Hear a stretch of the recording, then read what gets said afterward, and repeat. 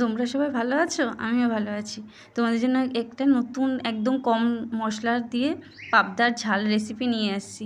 তো দেখো, প্রথমে মাছটা কেটে কুটে নিলাম, তারপরে ভেজে নিচ্ছি হালকা করে। বেশি ভাজলে না, কড়া হয়ে গেলে এই মাছটা ভালো লাগে না, তাই হালকা করে ভেজে নিচ্ছি। আর এদিকে দেখো, সব কিছু বেটে বুটে নিয়েছি। এখানে হলো কালো জিরে আর পেঁয়াজ ফোড়ন দিচ্ছি, দিয়ে এটা ভালো করে ভাজা ভাজা হয়ে গেছে, হালকা ব্রাউন হয়ে গেছে। এখন নুন আর হলুদটা দিয়ে দিচ্ছি। আর এদিকে দেখো, লঙ্কা বাটা, জিরে বাটা, আদা বাটা, একটু পেঁয়াজ বাটা দিচ্ছি। যেহেতু আগে থেকে পেঁয়াজ দেওয়া হয়েছে, তাই অল্পই দিচ্ছি পেঁয়াজ বাটাটা। দিয়ে এটা ভালো করে ভেজে নিতে হবে, একদম যতক্ষণ তেল না ছাড়ে ততক্ষণ এটা ভেজে নিতে হবে। তো আমার ভাজা হয়ে গেছে। আর এদিকে দেখো, জল দিয়ে দিলাম। আমার কিন্তু তরকারির কালার এরকমই আসে, কারণ কাঁচা লঙ্কা, আমরা লঙ্কার গুঁড়ো খুব কম, রেয়ারই ইউজ করি, বেশি করি না।